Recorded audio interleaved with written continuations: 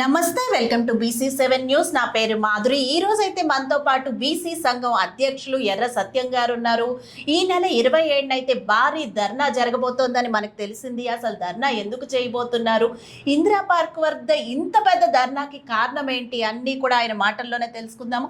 నమస్తే సార్, చెప్పండి అసలు అంటే ధర్నా ఎందుకు చేయబోతున్నారు? ఆల్రెడీ ఇప్పటికే చాలా ధర్నాలు అవుతున్నాయి బీసీ సంఘాల నుంచి. సో ఎల్లుండి అంటే 27న జరగబోయే ధర్నా గురించి ఒక్కసారి చెప్పండి. ఎల్లుండి జరగబోయేటటువంటి ధర్నా అవుతుందో అది 3 ప్రధానమైనటువంటి డిమాండ్లలో ఉంది. ఇది ఒకటి ఏంటంటే ఫీజు రీఎంబర్స్మెంట్ పాత పద్ధతి లోపల ఏదైతే కాంగ్రెస్ పార్టీ తన ఎన్నికల మేనిఫెస్టోలో హామీ ఇచ్చిందో అది నెరవేర్చాలనేటటువంటిది ఒకటి. రెండోది ఏంటిదంటే ఏదైతే కేంద్ర ప్రభుత్వం ఎన్నిసార్లు ఒత్తిడి వచ్చినా కానీ ఒకవైపు వెనుకకు దగ్గినట్టు దగ్గుతుంది, మళ్ళీ టైం చూసుకొని మహిళా రిజర్వేషన్స్ను బీసీ కోటా లేకుండా చేసేటటువంటి ప్రయత్నం చేస్తుంది. మళ్ళీ ఈ నెల లోపల ఏదో మూల టైంలో చూసుకొని ఈ ప్రతిపాదన తీసుకొస్తేందుకు ప్రయత్నాలు చేస్తున్నటువంటి గట్టి సమాచారం సర్వత్రా ఉంది. కాబట్టి దాన్ని మరొకసారి మహిళా బిల్లు లోపల రిజర్వేషన్స్ లోపల బీసీ కోటా కావాలనేటటువంటి డిమాండ్ తోటి కొనసాగింపు చేసేటటువంటి కార్యక్రమము. మూడోది ఏంటిదంటే ఈ కాంగ్రెస్ ప్రభుత్వం ఏదైతే అధికారంలోకి వచ్చిన తర్వాత తన ఎన్నికల మేనిఫెస్టో డిమాండ్లు అమలు చేసేటటువంటి భాగంలో కూడా బీసీలకు 42% రిజర్వేషన్లు ఇస్తానని చెప్పేసి హామీ అమలు కొరకు చట్టం చేసి అదేవిధంగా యూనియన్ గవర్నమెంట్కు పంపించినటువంటి పరిస్థితిలో కేంద్ర ప్రభుత్వము ఈ రోజు వరకు కూడా దానికి ఆమోదం చేయలేదు.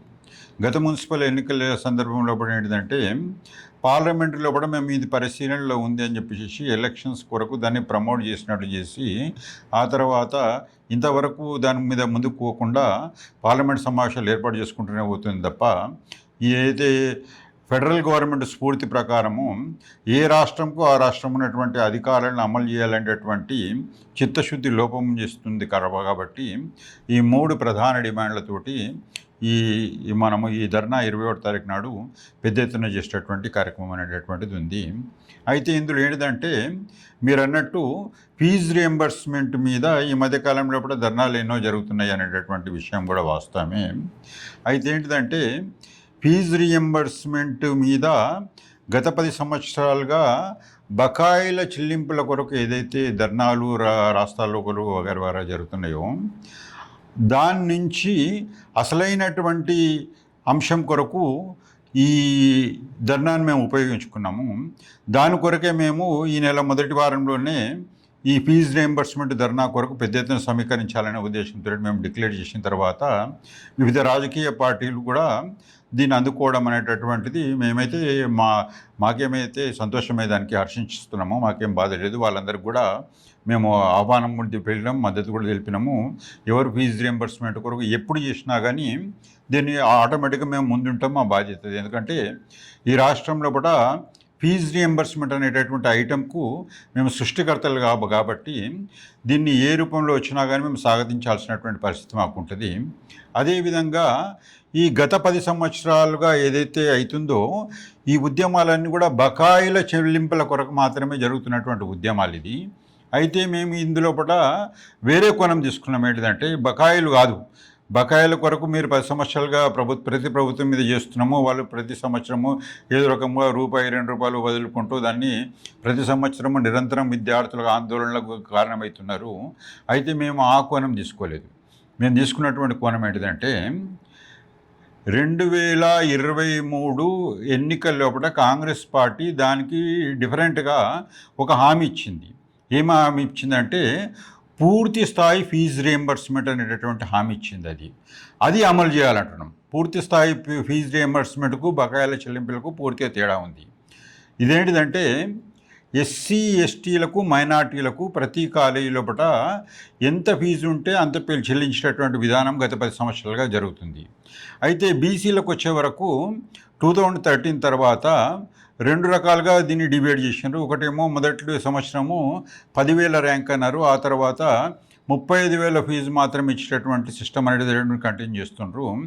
ఒకవైపు 1,80,000, 2,00,000 వరకు ప్రభుత్వము కార్పొరేట్ కాలేజీలకు ఫీజు పెంచుకుంటా ఇంకా ఈ 10 సంవత్సరాల నుంచి 35,000 కొనసాగించడం అనేటటువంటి దానికి విరుద్ధంగా వాళ్ళు ఏదైతే ఎలక్షన్ మేనిఫెస్టోలో కూడా ఏదైతే ఎంత ఉంటే అంత ఫీజు చేస్తామనేటటువంటి విధంగా పూర్తి ఫీజు రీయింబర్స్మెంట్ అని చెప్పేది చెప్పినారో దాన్ని అమలు చేయాలనేటటువంటి ఉద్దేశంతో ఈ డిమాండ్ తోటి మేము ఈ సబ్జెక్టు తీసుకోవడం జరిగింది. అంటే ఈ మూమెంట్లో కూడా మేము ఉన్నటువంటి వైవిధ్యం ఏంటిదంటే బకాయిల చెల్లింపు మూమెంట్ కాదు ఇది. ఎంత ఫీజు ఉంటే అంత చెల్లించాలి. ఇది గతంలో ఉన్నటువంటి ప్రాక్టీస్. ఇది వీళ్ళు ఏదో భిక్షగా చేస్తున్నటువంటి సబ్జెక్ట్ కాదు ఇది. ఎందుకంటే ఈ రాష్ట్రంలో కూడా 97 కంటే ముందు ఏ రకమైనటువంటి ప్రైవేట్ కాలేజ్ కానీ కార్పొరేట్ కాలేజ్ కానీ ఇంటర్ స్టేజ్లో కానీ డిగ్రీ స్టేజ్లో కానీ హయ్యర్ ఎడ్యుకేషన్ స్టేజ్లో కానీ ఎప్పుడు కూడా లేదు.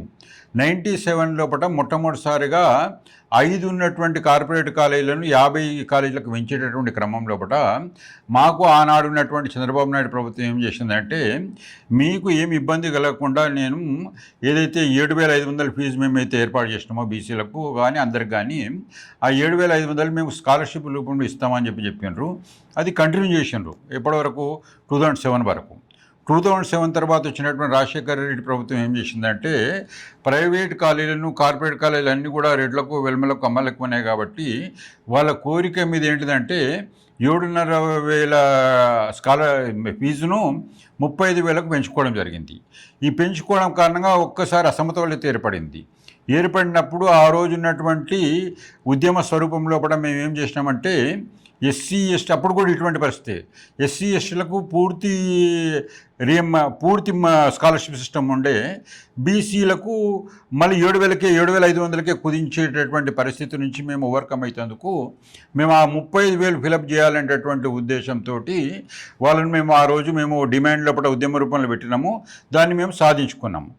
ఇప్పుడు మళ్ళీ వచ్చినటువంటి వ్యత్యాసంను ఈ 10 సంవత్సరాలుగా ఆ వ్యత్యాసంను రూపుమాపాలనేటటువంటి ఉద్దేశం లోపల ఏదైతే మళ్ళీ కాంగ్రెస్ పార్టీ ఇచ్చిన హామీని అమలు చేయాలని చెప్పేసి ఈ డిమాండ్ తీసుకున్నాం. చూశారు కదండి, సత్యం గారు అయితే మాకు అంతా న్యాయం జరగాలి అని చెప్పి మాకు 3 డిమాండ్లు ఉన్నాయి అంటున్నారు. సో ఆయన అయితే అన్ని వివరంగా చెప్పారు. మీరు కూడా బీసీ అయ్యి మీకు కూడా అన్యాయం జరిగితే తప్పకుండా ఇందిరా పార్క్ దగ్గర 11 గంటలకి ఈ ధర్నాలో పాల్గొనండి. మీకు న్యాయం జరుగుతుంది. ప్రభుత్వాన్ని అయితే కోరుకుందాం మనం BC 7 ద్వారా మనందరికీ న్యాయం జరగాలని. ఇలాంటి వీడియోస్ మీకు మరిన్ని కావాలంటే చూస్తూనే ఉండండి BC 7 న్యూస్.